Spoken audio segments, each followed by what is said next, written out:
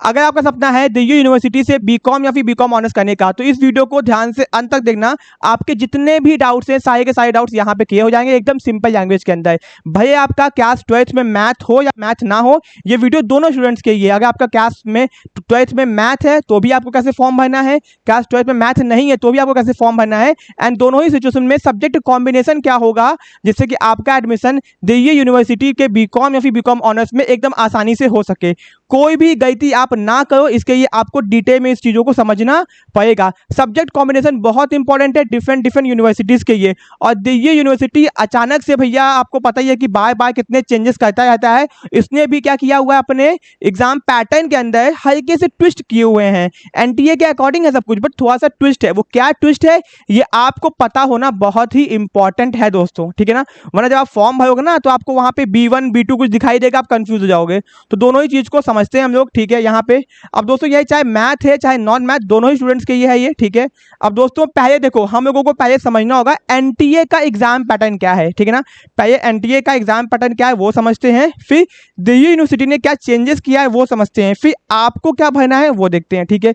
सबसे पहले एनटीए का जो एग्जाम पैटर्न है उसने कहा है भाई साहब कि देखो, आपका एक है सेक्शन 1 में क्या है 1A और 1B, दोनों एक ही चीज है, बस 1 को 1A और 1B में डिवाइड कर दिया है। दोनों ही लैंग्वेज का सेक्शन है। 1A के अंदर आपके 13 लैंग्वेजेस हैं, 1B के अंदर आपके 20 लैंग्वेजेस है। यहाँ पे देख सकते हो, यहाँ पे 13 लैंग्वेजेस है, यहाँ पे 20 लैंग्वेजेस है। दोनों मिला के आपके 33 लैंग्वेज है, मतलब 33 लैंग्वेज आपकी है, जिसमें से आप चाहे इसमें से एक चूज करो चाहे इसमें से एक चूज कर लो कि कौन कौन सी लैंग्वेज है। तो यहाँ पे देखो, ये है आपकी 13 लैंग्वेज, जिसमें इंग्लिश, हिंदी, आसामी, बंगाली। तो भैया सिंपल सी बात है, मैक्सिमम बच्चे इंग्लिश या हिंदी चूज करेंगे, और जो अदर स्टेट्स के हैं वो आसामी, बंगाली, माया, मराठी, उड़ीसा चूज करेंगे। तो आप लोग जो होंगे भैया मैक्सिमम इंग्लिश या हिंदी में से एक ही चूज करोगे, ठीक है ना।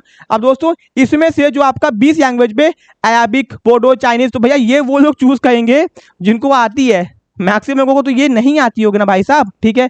तो मतलब कि आपको लैंग्वेज में से टोटल 1A और 1B, जिसमें से बोल जाए भैया आप एक लैंग्वेज चूज कर लो, ठीक है। तो टोटल 33 लैंग्वेज में से चाहे सेक्शन 1A में से चूज करो चाहे 1B में से चूज करो, ये एनटीए ने कहा है, ठीक है ना। ये आपका एनटीए ने कहा है। अब दोस्तों अब मान लो हमने इंग्लिश को चूज कर लिया, ठीक है ना, एक लैंग्वेज, जिसमें आपके 50 क्वेश्चन में से आपके टोटल आपको 40 क्वेश्चन अटेम्प्ट करने हैं। आएंगे 50 क्वेश्चन, करना है 40 क्वेश्चन। ये आपको समझ में आ गया, ठीक है दोस्तों, ये आपको समझ में आ गया। अब यहाँ पे ध्यान दो, दूसरा है आपका सेक्शन 2। क्या है सेक्शन 2? सेक्शन 2 के अंदर 27 डोमेन है। कितने हैं? 27 डोमेन है। डोमेन दोस्तों मतलब कि आपके क्लास 12th में टोटल जितने भी सब्जेक्ट है वहां पे इसकी लिस्ट होगी। चलो देखते हैं कितने सब्जेक्ट्स हैं, ठीक है।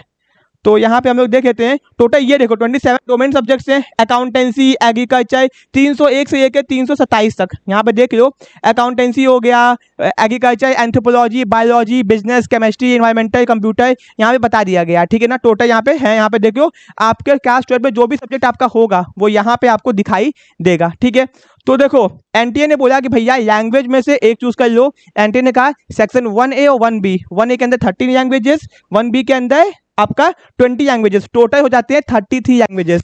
अब एनटीए के मुकाबले में आपको एक लैंग्वेज चूज करना है, तो मैक्सिमम बच्चे इंग्लिश या हिंदी में से एक चूज करेंगे, ठीक है ना, हो गया। जिसमें से आपके अगर आपने इंग्लिश चूज किया तो 50 क्वेश्चन आएंगे, ठीक है, एंड करने होंगे 40।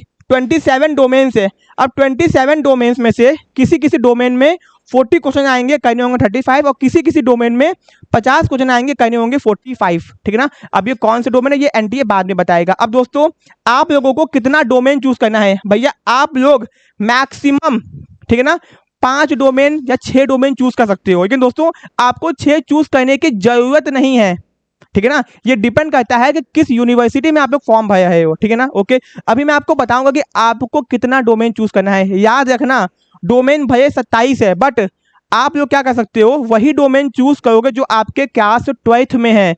अगर आपने क्लास 12th में वो सब्जेक्ट नहीं पढ़ा है तो डोमेन में वो सब्जेक्ट चूज नहीं कर सकते। आप चाहो एक चूज करो, चाहे 2 करो, चाहे 3 करो, चाहे 4 करो, चाहे 5 करो, जितने चाहे उतने कर लो, 6 डोमेन तक चूज कर सकते हो। बट ध्यान रखना क्लास 12th में आपके वो डोमेन में होना चाहिए। जैसे मानो कॉमर्स का बंदा है तो अकाउंट, इकोनॉमिक्स, बिजनेस, ये आपके क्लास 12th में होना चाहिए, तभी आप चूज कर पाओगे, वरना चूज मत करना, दिल्ली यूनिवर्सिटी के लिए, ठीक है। फिर आपका आखिरी में आता है जनरल टेस्ट, जिसमें आपके 60 क्वेश्चन आएंगे, आपको 50 करने होंगे, ठीक है। तो ये एनटीए का एग्जाम पैटर्न समझ में आ गया कि भाई साहब एनटीए जो है सेक्शन 1A के अंदर 13 लैंग्वेज, 1B के अंदर 20 लैंग्वेजेस, जिसमें से आपको चूज करना है बस एक। आएंगे 50 क्वेश्चन, करने हैं 40।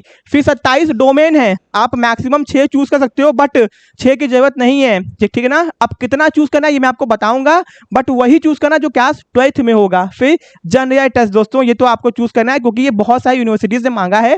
आएंगे 60, करने हैं 50। तो ये तो हो गया। अब आपको क्या क्या चूज करना है भाई साहब, ठीक है ना, अभी देखते हैं। ये आपका 13 लैंग्वेजेस हो गया और ये आपका डोमेन हो गया, ठीक है ना। जनरल टेस्ट का नीचे दिया गया है मैथ, रीजनिंग, जीके, यही सब आएगा, ठीक है। अब दोस्तों ये तो एनटीए का हो गया। अब भैया ये यूनिवर्सिटी कुछ खास है, तो उसने खास को और खास कर दिया। उसने बोला भाई साहब कि जो उसने क्या किया, जो आपका 13 + 20 लैंग्वेजेस थी उसने मिला के उसको बोल दिया लिस्ट ए। क्या बोल दिया कि भैया ये है हमारा लिस्ट ए, ये आपकी टोटल 33 लैंग्वेजेस। अब उसने ये नहीं कहा कि 1A और 1B, उसने कहा लिस्ट नंबर ए, जिसमें आपका लैंग्वेज है, जिसमें से आपको at least 1 language from the following, आपको कोई भी एक चूज करनी है। तो सबको मिला दिया, बस कोई दिक्कत नहीं है। डीयू ने क्या किया, सबको मिला दिया और बोल दिया कि सेक्शन ए, लिस्ट ए बोल दिया उसने, और कहा कोई भी एक लैंग्वेज आप चूज कर सकते हो, ठीक है। जिसको जो चूज करना है वो चूज करिए। मैक्सिमम बच्चे इंग्लिश या तो हिंदी चूज करेंगे या फिर कुछ और भी चूज कर सकते हैं। आएगा आपका वही सेम क्वेश्चन, आपके उतने ही आएंगे, 85 आएंगे, करना होगा 40, बट दोनों को मिला दिया डीयू ने, ठीक है। 20 + 13, 33 लैंग्वेजेस यहाँ पे देखो मिला दिया, ठीक है, कोई दिक्कत नहीं है। अब दोस्तों डोमेन में आपके 27 डोमेन थे, एनटीए ने कहा कि 27 डोमेन्स हैं, ठीक है ना।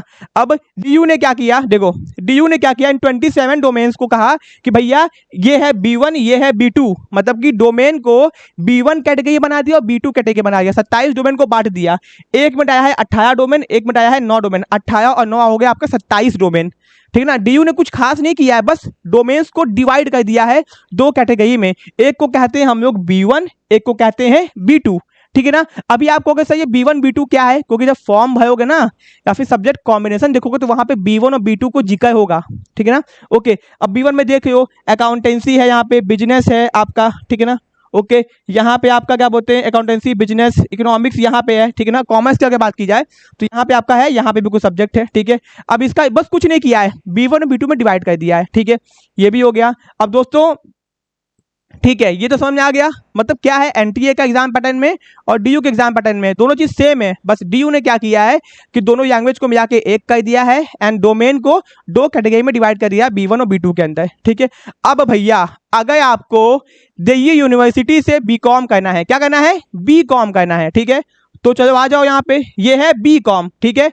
अब है ये आपका कॉम्बिनेशन नंबर 1, कॉम्बिनेशन नंबर 2, ठीक है ना। ध्यान से देखना, अगर आपको बीकॉम करना है तो ये है कॉम्बिनेशन नंबर 1, कॉम्बिनेशन नंबर 2, तो दोनों को ध्यान से समझते हैं, बहुत ध्यान से समझते हैं, ठीक है, क्योंकि एक भी गलती करोगे तो बाद में आपको होगी बहुत दिक्कत भाई साहब, ठीक है ना।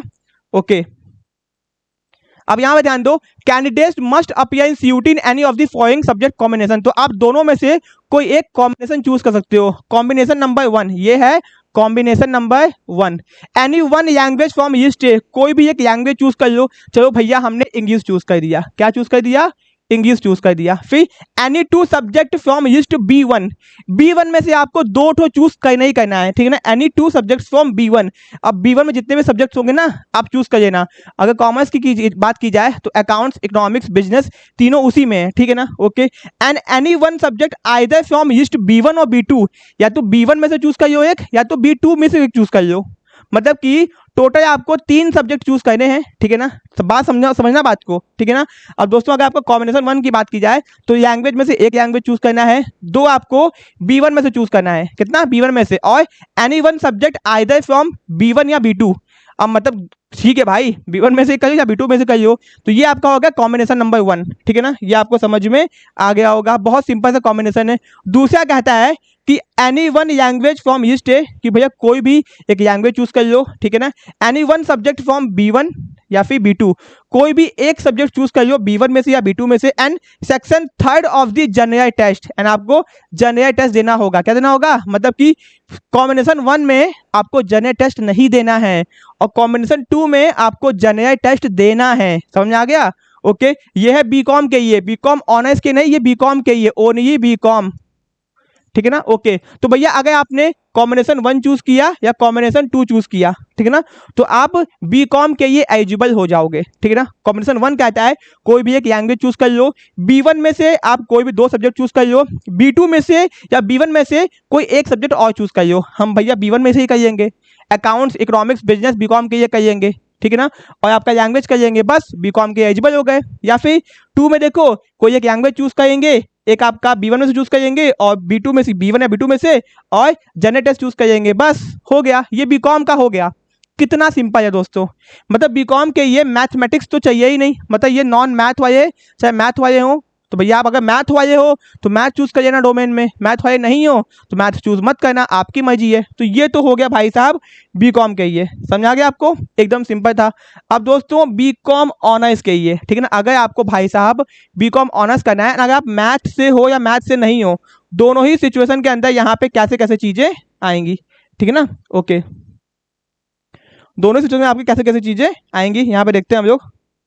ओके, तो भैया यहाँ पे भी कॉम्बिनेशन 1 है और कॉम्बिनेशन 2 है, यहाँ पे है कॉम्बिनेशन 1, ठीक है ना। Any one language from east, कोई भी एक लैंग्वेज यूज कर लो, इंग्लिश हिंदी जो भी यूज करना कर लो, ठीक है ना। मैथमेटिक्स, भैया ये जो पहला कॉम्बिनेशन है ये मैथमेटिक्स वालों के ये है, ठीक है ना, ये देख लो मैथमेटिक्स यहाँ बोल रहा है। अब ऐसा नहीं है कि जिनका मैथ नहीं है वो बीकॉम ऑनर्स नहीं कर सकते, अभी देखो पहले, ठीक है, एक लैंग्वेज चूज किया, मैथमेटिक्स हमने चूज किया, plus any 2 subject out of which, कोई भी 2 सब्जेक्ट चूज करना है, 2 subject out of which at least 1 should be from B1, कोई भी 2 चूज करना और एक कम से कम B1 में से होना ही चाहिए। मतलब B2 में से करो चाहे मत करो, चाहे B1 में से दोनों चूज कर लो, बट B1 में से एक सब्जेक्ट तो होना ही चाहिए। मतलब कि भैया अगर बीकॉम ऑनर्स करना है तो पहला कॉम्बिनेशन है कि भैया ईस्ट ए में से एक सब्जेक्ट चूज कर लो, ठीक है ना, जो टोटल 33 सब्जेक्ट थे DU के हिसाब से लैंग्वेज के, मैथमेटिक्स का ये आपने, फिर any 2 subject out of which 2 choose करना है, ठीक है, जिसमें से एक B1 से होना चाहिए, चाहे दोनों B1 से कर लो, कोई कंपल्सरी नहीं है, मतलब B2 से कंपल्सरी नहीं है, ये आपका हो गया। दूसरा कॉम्बिनेशन देखो भाई साहब, ये नॉन मैथ वालों के ही है, ठीक है, एनी वन लैंग्वेज, कोई भी हमने एक लैंग्वेज चूज किया, बस हमने अकाउंटेंसी चूज करना कंपल्सरी है, अकाउंटेंसी चूज किया, और कोई भी 2 subject out of which at least जो एक जो है कम से कम B1 से होना चाहिए, चाहो तो दोनों ही B1 से ही चूज कर लो, कोई दिक्कत की बात नहीं है। मतलब कि ये मैथ वालों के ये था और ये नॉन मैथ के ये था, मतलब जिसका मैथ नहीं है वो सब्जेक्ट 2 कॉम्बिनेशन को ही चूज करेगा, ठीक है ना, जिसका मैथ नहीं है वो कॉम्बिनेशन 2 को ही चूज करेगा, 1 को चूज नहीं कर पाएगा क्योंकि मैथमेटिक्स मांगा हुआ है, ठीक है ना। तो ये है आपका पूरा गेम दिल्ली यूनिवर्सिटी का, कि आपको भैया फंसा दे इस पंचायत के अंदर, फिर भैया आप लोग कहो कि ये क्या हो गया भाई साहब, हम तो टेंशन में आ जाएंगे, ठीक है ना। ओके, तो ये हम लोग तो टेंशन में आ जाएंगे। तो भैया ये था पूरा गेम आपका जो कि दिल्ली यूनिवर्सिटी आपको बताना चाहता था, ठीक है। तो जब भी फॉर्म भरोगे इस वीडियो को ध्यान से देखना, एंड आपको बहुत हेल्पफुल होगा फॉर्म को भरने में, ठीक है। ये इन्फॉर्मेशन अगर आपको अच्छी लगी हो तो वीडियो को शेयर कर देना अपने फ्रेंड्स में, एंड दोस्तों ध्यान से फॉर्म को फिल करना, चाहे मैथ के हो चाहे नॉन मैथ के हो। अब मैं आपको एक ऐसा कॉम्बिनेशन बताता हूँ जिसको फिल कर, अगर आप नॉन मैथ के हो, ठीक है ना, अगर आप नॉन मैथ के हो तो मैं आपको एक ऐसा कॉम्बिनेशन बताता हूं जिससे कि आप भैया आराम से फॉर्म को फिल करो। इंडिया के जितने भी यूनिवर्सिटीज़ हैं आप उन सब में बीकॉम हो चाहे बीकॉम ऑनर्स हो उसके लिए एलिजिबल हो, ठीक है ना। आप लोग लैंग्वेज में से इंग्लिश को चूज़ करना या फिर हिंदी में से एक चूज़ करना, जो भी आपको चूज़ करना है, लैंग्वेज में से इंग्लिश या हिंदी को चूज़ कर लो। दूसरा आपको क्या बोलते हैं, डोमेन में 3 डोमेन चूज़ करने हैं, अकाउंट्स, इकोनॉमिक्स और बिजनेस, ये 3 चूज़ करने हैं। कॉमर्स के अगर आप लोगों तो, एंड दोस्तों जनरल टेस्ट को चूज़ करना है, ये आप चूज़ कर लोगे तो दिल्ली यूनिवर्सिटी का बीकॉम हो चाहे बीकॉम ऑनर्स हो, यानी किसी भी यूनिवर्सिटी का बीकॉम या बीकॉम ऑनर्स हो, आप हर यूनिवर्सिटीज़ के एलिजिबल हो जाओगे, ठीक है। तो ये था आपका एकदम ज्ञान बाय और धांसू combination for all the universities, ठीक है ना, बीकॉम या बीकॉम ऑनर्स के लिए, ठीक है। तो वीडियो बहुत इंपॉर्टेंट है, अपने फ्रेंड्स में शेयर जरूर करना है, ऐसे वीडियोस के लिए बने रहिए। मिलते हैं अपने नेक्स्ट पार्ट में, थैंक यू सो मच।